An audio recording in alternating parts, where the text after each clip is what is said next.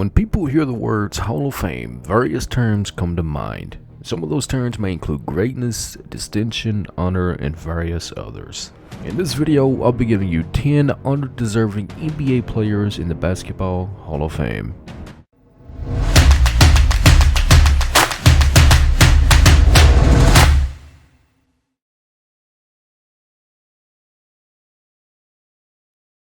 Hello there, welcome back to another video. Thank you so much for stopping by. If you're new to the channel, be sure to consider subscribing with those bell notifications on to keep up with all the uploads on this channel. Drazen Petrovic was one of the first European players to make an impact in the NBA, and he was easily one of the league's top shooters before a car accident tragically ended his life after just 4 seasons. He was 28 years old. At the time, he was a member of the New Jersey Nets and had averaged 22.2 points over the last 2.5 seasons since being traded to the team from the Portland Trail Blazers, where he had essentially been a non-factor.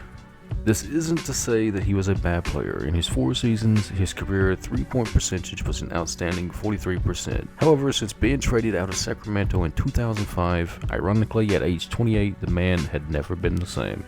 This was to say Petrovic wouldn't have experienced the same sort of decline. Was he a great player in his time? Absolutely. Does he deserve to be in the Hall of Fame? Absolutely not. Earl Monroe is a franchise legend who helped the Knicks win a championship in 1973 and also made 4 All-Star games. Yet, considering how he played as a point guard, his overall numbers are underwhelming. While he was a decent shooter who averaged 18.8 points per game in 13 seasons, the same cannot be said for his passing. He only averaged 3.9 assists, very disappointing for a point guard. The way I see it, the point guard is supposed to be the quarterback of the team. He sets up plays, creates opportunities, basically he is the leader on the floor. Looking at his stats, he just seems like a ball hog. Bill Walton was a college superstar who had excelled under the legendary John Wooden at UCLA. The 6'11" center impressed scouts so much that the Portland Trail Blazers selected him with the first overall pick in the 1974 NBA draft. While he won a championship with the Blazers in 1977 and another as a member of the Boston Celtics in 1986, he is more known for the multitude of injuries that contributed to him playing just 1 full season in a career that lasted just 10 seasons. In one instance, Walton did not play for 2 seasons because he was too badly hurt. Thus, to give Walton a spot in the Hall of Fame based on his championships along with winning the MVP award in 1978 just doesn't make sense.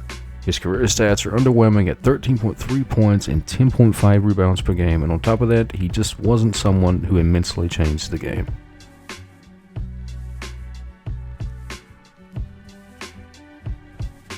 Calvin Murphy was an electrifying guard at Niagara University in Lewiston, New York. In his time there, he was a 3-time All-American and he averaged 33 points per game for his college career. He was drafted by the San Diego, now Houston Rockets in the 2nd round of the 1970 NBA draft. In 13 seasons, all spent with the Rockets, Murphy proved to be a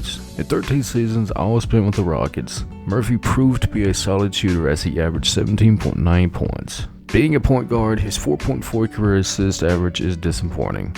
I could use the same argument that I used for Earl Monroe, but he at least won a championship and played in multiple All-Star games. Murphy has much fewer accomplishments than that, as he made the All-Rookie First Team in the 1971 and the All-Star Team in 1979. That's pretty much it. Throw in that he fathered 14 children by 9 different women, plus his 2004 trial for sexually abusing 5 of his daughters, and his being in the Hall of Fame is just puzzling to me. In the 1950s and 1960s, the Boston Celtics were just plain unstoppable. From 1957 to 1969, the team won 11 championships. For 7 of those title runs, Frank Ramsey was on the team. What makes Ramsey such an interesting player is that he was the first 6th man or number 1 player off the bench who makes valuable contributions game after game. Over his brief 9-season career, Ramsey averaged 13.4 points and 5.5 rebounds. I don't mean to sound like a hater, but Frank Ramsey is simply overrated. His 7 championships are a result of him being in the right place at the right time. Were he in the Hall of Fame as a contributor/innovator and not a player, I would understand that. Yet, had he not played for the Celtics during their dominant period, I don't think we'd be talking about Ramsey at all. Gail Goodrich was one of the many players who received national attention while playing under John Wooden at UCLA. He entered the NBA in 1965 and is best known for his 2 separate times with the Los Angeles Lakers. Despite his relatively small size at 6'1", Goodrich gained a reputation for being one of the most intense players on the court, exhibiting great basketball intelligence and thus putting up respectable scoring numbers. In 14 seasons, he played in 5 All-Star games and won a title with the Lakers in 1972. He averaged 18.6 points per game for his career. Sadly, there just wasn't much else to his game. He averaged just 4.7 assists for his career, and had he not been on some great Lakers squads, he probably would have faded into obscurity. Before he was the mayor of the city, Dave Bing won over the people of Detroit by flashing his skills on the court for the Detroit Pistons. The team selected him out of Syracuse for the 2nd overall pick in the 1966 NBA draft, and the shooting guard immediately impressed, averaging 20 points on his way to being named Rookie of the Year. 12 seasons later, Bing not only had that award under his belt, but had also appeared in 7 All-Star games. For his career, he averaged 20.3 points per game and 6 assists, very respectable numbers. Yet I hate to say it, he does not belong in the Hall of Fame. While he was a charismatic individual and fan favorite, he never won a championship. That can be attributed to the Pistons being pretty bad during his time with them, however. But the man just wasn't enough of a game changer or innovator. All in all, he was just another shooter. There's no denying that in his prime, Dennis Rodman was the most dangerous rebounder in the NBA. In 14 seasons, he averaged 13.1 boards compared to just 7.3 points. He led the league in rebounding for 7 consecutive seasons. Rodman's defense earned him 5 championships, 2 with the Detroit Pistons, 3 with the Chicago Bulls, being named Defensive Player of the Year twice and earning 2 All-Star selections. After the 1998 season, the Bulls released Rodman and he moved on to the Los Angeles Lakers, for whom he just played 23 games.